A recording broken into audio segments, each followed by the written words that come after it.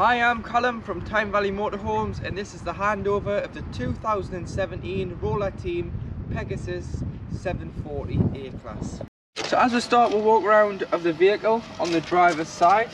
The first point you get to is LPG, so this is where your gas bottles live.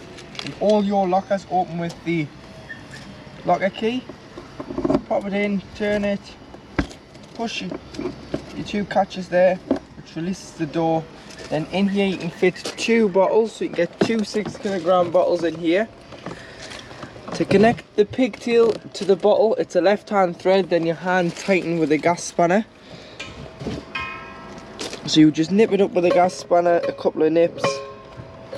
Turn on and off at the top of the bottle. Make sure you turn it off when travelling, as it's always advised to have the bottle off when you're on the road, just in case you were involved in any accidents. The gas is safe, and always make sure that the bottle is securely strapped in with the straps provided behind to ensure that that bottle is safe when you are moving. Coming further down, you've got your 2 fridge vents, your awning light and your awning. And coming to the back of the vehicle, so just behind the back driver's wheel, you've got your mains connectivity point, so you get your hookup lead, lift the collar, slide it on here.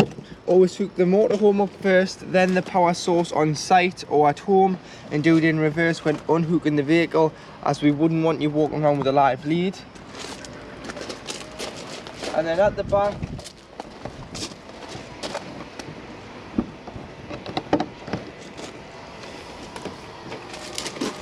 you've got your garage area. It's got a light there. Your bed comes up and down depending on what you've got in the garage. So if you want to put a bike in or something larger, you can do. And then you do have your, it is fitted with the EP leveling system, so this is the control at the back, which I'll go through how that works later on in the video. And you've got a 3-pin socket. Tethering rails, so you can move these hoops along the rails to tie things down, and you've got your rafter bar for your awning and your awning winding handle. Come to the back of the vehicle, you've got your high level brake light, reversing camera and your bike rack. So this is a 4 bike rack, so you can fit 4 bikes on here. You put your bikes on the rails and put the straps through the spokes to tie the wheels to the rails, and then you connect your crossbars through to these, so you've got your 4th, 3rd, 2nd and 1st bike. Then what I would advise is you put some sort of strap around the bikes and the bike frame, just to stop them being stolen if you do pull over at any service stations. You've got another door for your garage, which is exactly the same as the other side. You've got your truma vent, so this is just where your boiler is, so your boiler is located behind here in the vehicle, so just make sure this is kept obstruction free.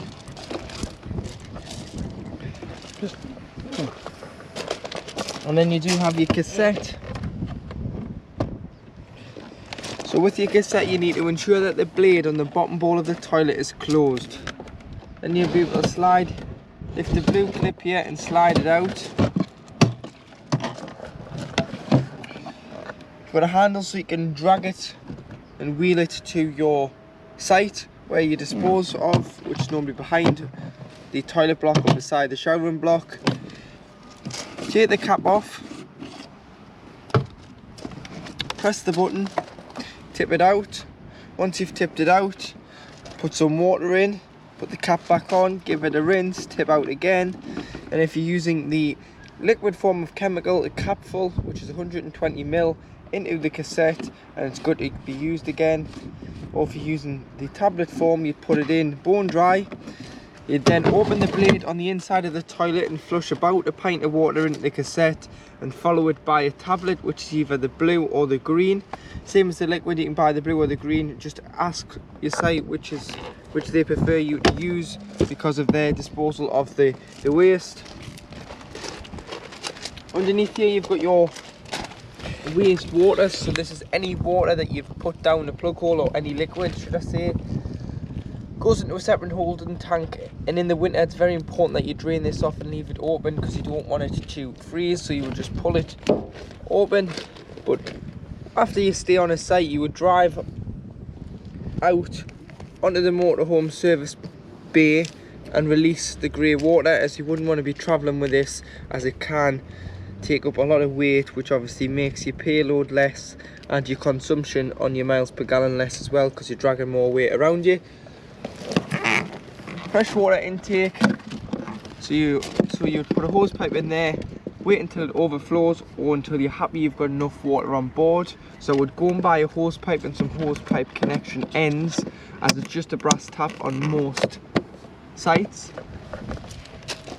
At the front here you've got your diesel, which opens with the main key, and you would fill with diesel fuel.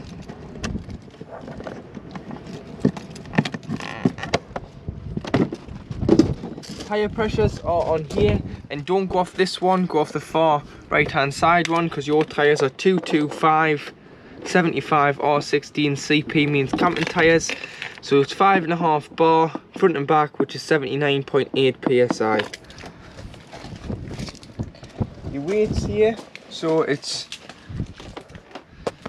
3,650. Train weight, if you put a tow bar on, is 5,650. So you've got 2 ton of train weight, and then you've got your front and back axle weights. Your engine battery's underneath the floor here, and then underneath this seat is where your toolkit lives, which is a jack and a brace, and a towing eye lives in there. To release your bonnet on the side of the dashboard, just between the 2 panels here, there's a lever. So you would just pull the lever, which is here, which releases the bonnet.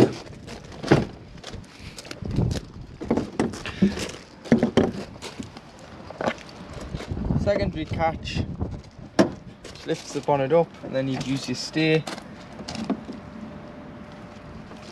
Keep it open. And then in here you've got your engine oil filler and dipstick, your screen wash, your power steering fluid, your radiator coolant, and your brake fluid reservoir. And then if you ever needed to jump start the vehicle, you would earth where you can, and your positive is just underneath this cover here. So probably earth off the engine hoist or the metal back there, and then you can put your positive on there should you ever need to jump start the vehicle or give anyone else a jump start off the motorhome. Above the habitation door is your main 12-volt control panel. So if you are hooked up, you will get this little light here, which looks like a hooker bleed, which means that you're on 240 volt, so you can use all 3-pin plugs around the vehicle. If you haven't got that, then you are just running off your leisure battery, which is 12 volt. So you've got your master switch here, which turns off and on. And then above you've got battery 1, and it looks like a truck, which is the Fate engine battery. So it's showing 14.4 volts, but we are hooked up. Take the hook out and all your batteries will give you a true reading. Battery 2 is your leisure battery, showing 14.4 volts. And then above you've got your freshwater reading with a 50%. And your R1, which is your red light, waste 0, because your waste's open. But that'll indicate when the waste is full as well. And then coming to the left hand side, you've got your temperature, internal temperature of 23 degrees. Your switch for your interior lights, and they all are individually switched. This is just like your master switch for them. Your on light on the outside of the vehicle. And then above you've got the pump, which pressurizes the water to all your taps, toilets and shower. Across from it you've got your Truma control panel. So this is it off, so you turn on and off, you just press and hold, and then you go into the menu by pressing again, and you've got in the far left hand corner a motorhome with the thermometer flashing. So this is how hot you want your vehicle, so you can go all the way to 30 all the way down to off. If if you didn't want it on like today. But for this we'll just say 30 degrees, and then you would just press enter to save the temperature at 30 degrees. Moving to the right, so you've got your hot water. So if you've got no water on board, have it off, because it's basically like boiling a kettle with no water in. You're going to burn the element out. So you've got off, you've got eco, which is 40 degrees of heating your water. You've got hot, which is 60 degrees of heating your water. And you've got boost, which turns off your heating and prioritizes your water first. So for this we'll just say hot, which is 60 degrees, and then press enter to save that. Next one, you've got your energy source. So you've got gas on its own. So if you're wild camping and you weren't hooked up, you'd be using gas. Mix 1 is 1 kilowatt of electric and gas. Mix 2 is 2 kilowatts of electric and gas, which you'd normally use this if you were in desperate need of heating the hot water, mainly in the winter. Electric on 1 kilowatt, which you'd use on smaller CL sites, or if you're using a high voltage appliance at the same time as having your heating and hot water on. Or you can have it on electric on 2 kilowatts, which you can use on more sites throughout the UK. Then you've got your fan, so you can have it on eco, high or boost. So eco takes a lower feed of 12 volt, high takes a higher feed, and boost will put the fans on the highest setting and you'll hear them far more in the vehicle. So for sleeping I would say eco, and while camping when you're on gas, eco. High if you want to hear the fans a little bit more, and boost if you wanted to give the heating that boost. So for this we'll just say eco. Come to the bottom, you've got a timer so you can time the heating and hot water to come on and off. Just the once though. You've got the time on the main control panel, and then should you get a warning triangle you can go to the spanner, go all the way down to reset, click enter, it come up preset, click enter, and it will reset the control panel, and you'll have to go back in and reset everything like I've just shown you. So in the kitchen area above your fridge freezer you've got your oven and grill. So you've got your grill at the top like so, and your oven below, and a light at the back. So that's a Dometic oven and grill. And then below you've got your freezer and fridge. So to operate, turn on here, it'll turn the control panel on, and you'll see it says A, and look, and there's a picture of a hookah blade. A stands for automatic energy selection. So there's like an ECU of the fridge, which is the brain of the fridge, which picks up what best source you have on offer. So at the moment we have gas on board, and obviously we are hooked up. It's automatically when to hook up, as it knows not to waste your gas. If I was to take the hookup out, it would switch back over to gas. If I was to then start the engine, it would switch over to the 12 volt feed, which is from the engine. So it's the engine feed, which is designed just to keep the temperature of the fridge as it was. So pre-chilling the fridge beforehand, if you're lucky enough to keep this at home, is a benefit, because then you can pre-chill it for a couple of days, put your shopping in the night before, and then if it's on automatic, as soon as you turn the engine on, it'll get the engine feed. And then if you're travelling, no matter how long you're travelling, it'll keep the shopping nice and fresh and it won't go off. And then when you hook back up, it'll either go back to hook up or light on gas. But please note that on the automatic it wastes 20 minutes before lighting on gas. It's just a safety feature, because if you left your gas open accidentally and you pulled into a forecourt to fill with fuel, obviously you can't find 12 volt because the engine's off. It's not going to find 240 because it's not hooked up, but it may find gas, and you don't want that lighting in the gas station. Or if you wanted to manually put it on, you can just click the square button. So we're on hookup on its own, battery on its own, and it's failed because the engine's not running, and gas on its own. You've got your temperature here, and then you've got this setting here, which basically just puts a little bit of heat around the rubber and stops it from freezing when the fridge is on at its coldest for a few days. Once you are finished with it, so when you're winterizing the vehicle, when you're not using the van, clean your fridge out, take everything out, and then underneath the handles there's a little toggle. So you've got one there, and you've got one there. If you just pop them into the little holes in here, so you've got one there and one there, it'll basically stop the doors from shutting on itself, and it'll allow air circulation in and out of the fridge and freezer box to stop mold and bacteria growing. So in the kitchen area you've got 3 gas burners, which you'd light by just clicking this for the spark ignition, the red button. And then above you've got your light on your extractor hood and your fan. Pulling the handles down releases the doors, and you've got storage above and a little bit of storage in here.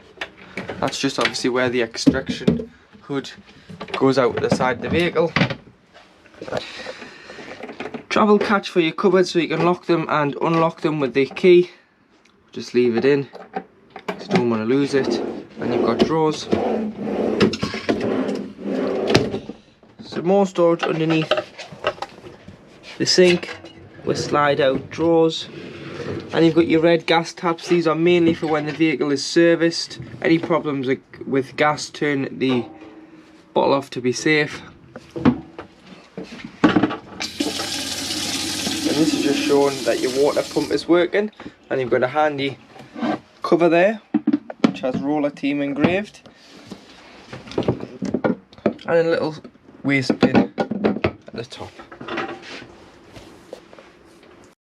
At the back of the vehicle you've got your double bed, island double bed, which you can, if you lift this mattress up, lift up, and you've got storage underneath, and obviously it goes up and down from outside like I've shown you. Storage in the steps, but this is also where you'll find your trips, so your RCD unit. And then wardrobes either side, storage along the top with individual switched reading lights. There's nothing in here, but there is your TV aerial in this wardrobe. So you've got your telly booster there, so you can boost it via this here by turning the button. Green indicates that it's got a signal. If it was orange or red, you would need to boost it first, but you can also direct the aerial on this, as it's not a fixed aerial. So what you do is release the nut at the top. So if you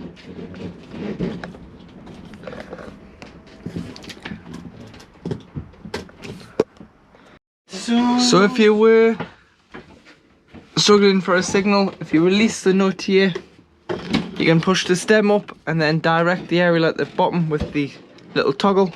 But do just look where the other motorhomes and caravans are pointing on your sight, and it'll save you faffing on and trying to get a good signal. And then when travelling, pull the stem back down and hand tighten the nut onto the threads. So in the middle of the vehicle you have your centre washroom. So at this side you have your shower. So when winterizing, we'll always advise that you unscrew your shower head from your hose and allow the hose to lie in the tray, just so that there's no loop in it, so no water can harvest in there. And open the mixer taps throughout the vehicle. Got a handy hanging rail here which clips down, so if you've been out walking the dog, caught in the rain, put your coats in there, but also for your wet towels. And then above, if you just turn this, you've got your skylight, so you can open it for ventilation. But always make sure all your skylights and windows are closed before you do start travelling. And then you've got your catches there for your shower screens before you travel. In the middle you've got your hand basin with the sink plug that pushes down, and 2 little straps on both bedroom doors, which if you're having people stay in the front, you can isolate the bedroom off from the bathroom. With a handy toiletry cabinet here, here and above. Same skylight, so you just open it above the toilet, and you've got your lights just under here with a 3-pin plug socket. To make the toilet, it's an electric fresh water flush, so make sure the pump's on, push the blue button, you can flush the toilet, and then always flush it first, which lubricates the seal on the blade, and then open the blade, which is slide to the right, use the toilet, then flush the toilet, and then slide it to the left. If you do get the 2 packs of liquid, so you get the blue and the pink's not to be used on a motorhome, as in such as it's more for a caravan where it's got a separate header tank. This doesn't have a header tank, this is a freshwater flush.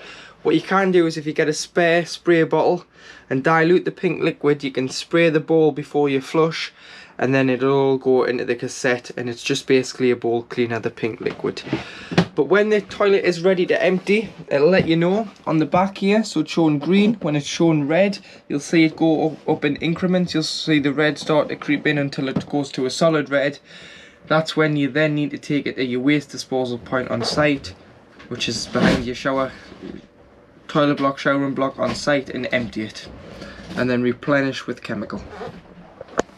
Behind the driver's seat, on your side facing smaller seat, you've got your 2 leisure batteries in here,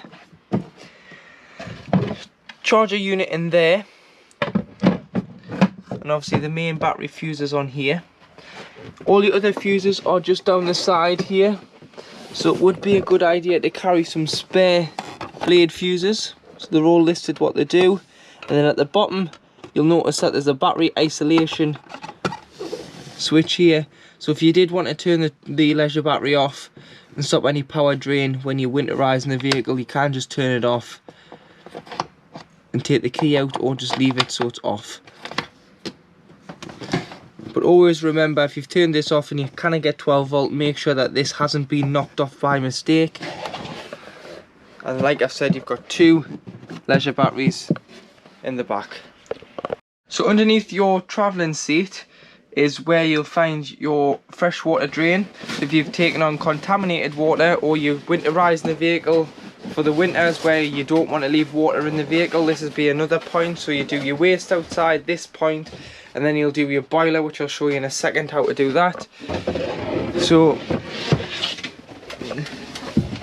you've got your pump here, and then in the tank you've got a lever there. So you would just lift the lever up, and that will allow all the water in the tank to drain directly out underneath onto the floor and drain off your fresh water. Should you want to winterize, you're not using it, you don't want it to go stagnant, or you've taken on a contaminated source of water when you've been away. To fold your 2 seats down in the cab to allow the bed above, there's just a grey lever here, so you just slide them down. Be careful with the driver's seat that you don't put it too far down that it lies on top of the horn, because when you put weight on top, then you'll have the horn going off. And then it would just pull down. So release the seat belt, pull it down, and push it right down, and there you have a second double bed with nets if you're putting children in it. The same skylight is in the bathroom, you just turn it, and ladder to get in and out. And you've got obviously your reading lights there, which are individually switched exactly like the ones in the bedroom. Then it would just clip back up, and then you want to clip the seatbelt on, which is just for added security, like so. And then on here you've got a little chrome switch for the lights underneath the bed. So now in the cab, to the right of the driver, you do have your handbrake here, and then you'll also notice there's a little orange clip. So to lever, if you pull it up, you can then turn the seat round into the rear by just adjusting the driving position first, and then sliding it round into the back of the motorhome, and that's the same with the passenger seat. Mirror adjustment on here, so you can adjust the tops of the coach style mirrors. Then the bottom is manually, so you'd have to put your hand out the window, which just slides along here to adjust the bottom, which is the blind spot. 2 cup holders, and then you have your rear fog light and headlight adjustment, your rear view camera,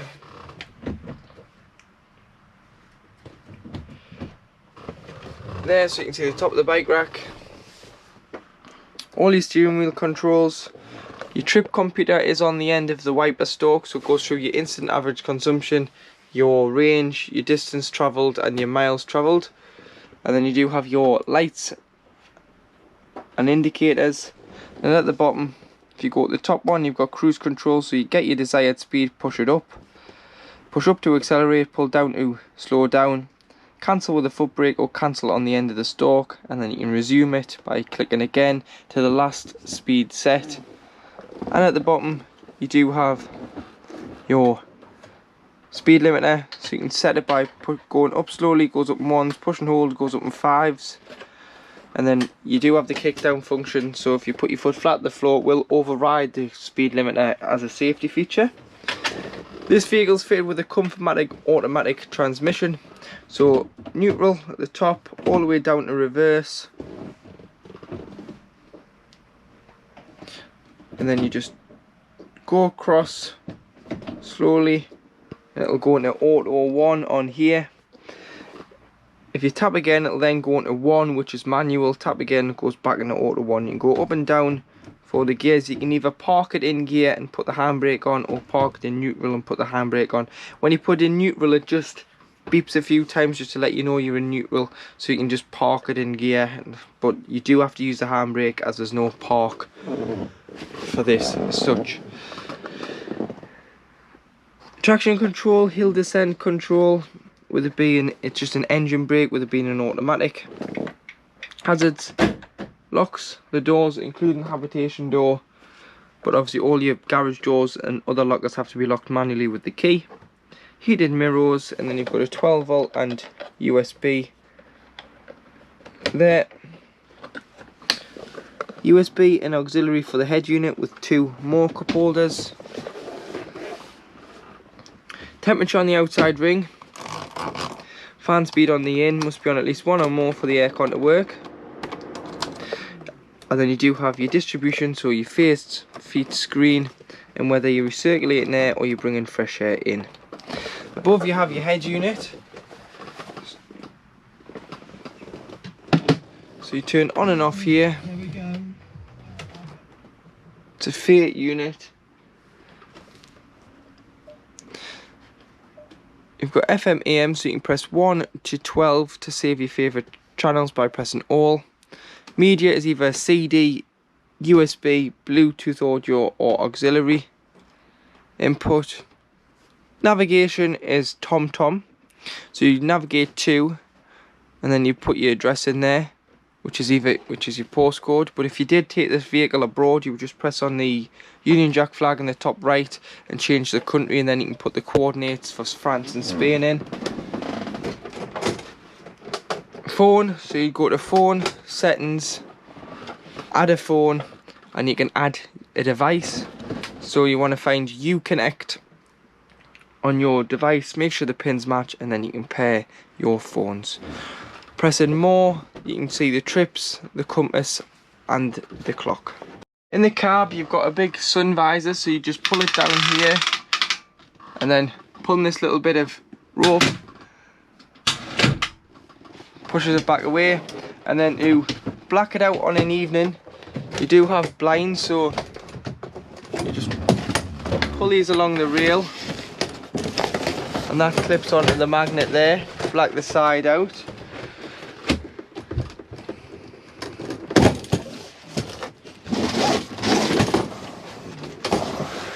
This one slides out, and so does that one. They are a bit strong, so you do have to be a bit.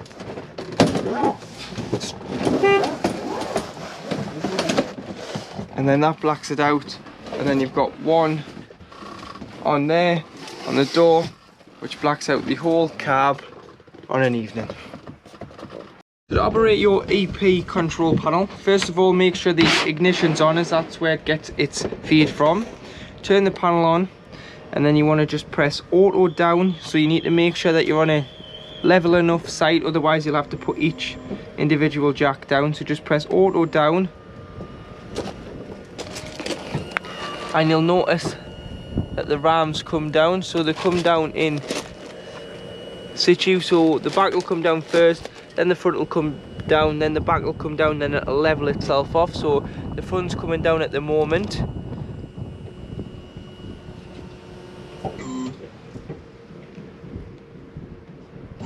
and now the back's coming down.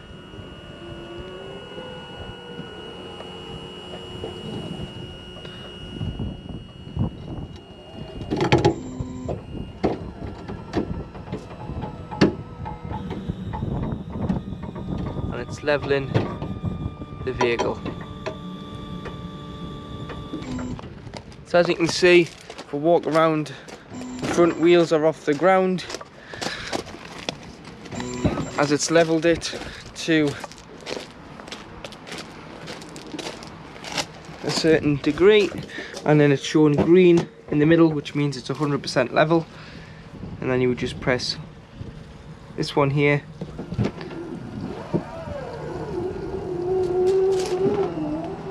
to bring the jacks away, and then you can then drive off.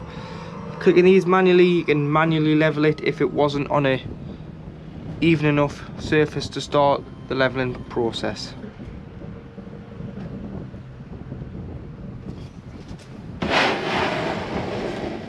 In the wardrobe is also, or should I say in the garage, behind this cupboard is where you'll find your boiler. So your Truma boiler holds 10 litres of water at any one time. In the winter, it's very important that you drain this water off, as you don't want the water container in the boiler to freeze that 10 litres of water, because then it's not covered under warranty, as it's your responsibility to drain it off, and it's very expensive to replace. So this is your frost control valve. So at 3 degrees it'll automatically drop, but don't rely on it, because if this ever becomes faulty and you've relied on this, it's going to cost you a lot of money to get a new one of these. So when it's across the vehicle, it's holding water, put it to the front, the nib pops out and the button pops out at the bottom. So what you've got to do is then turn it, push the button in for it to stop, but leave it open during the time that you've got the vehicle stored up in the winter to stop the frost. Open all the taps within the vehicle, obviously open the tank for the fresh, open the waste, and then when you come to reuse it, shut this by turning it and pushing the button in at the very bottom here between the wood and the panel. There's a little blue button on there. Shut the fresh water tank, shut the waste, put the hose pipe in, fill it, shut all the taps, put the 12 volt control panel on, put the pump on, go to the cold side of the tap first, you'll get automatic cold water. Go to the hot side, it will cough, splutter, make all sorts of noises for 3 or 4 minutes until you get a pressurized flow from the boiler, hot water, because it's just allowing the air out and filling it with the 10 litres. Then go to all the other taps, and then you should be primed for the season.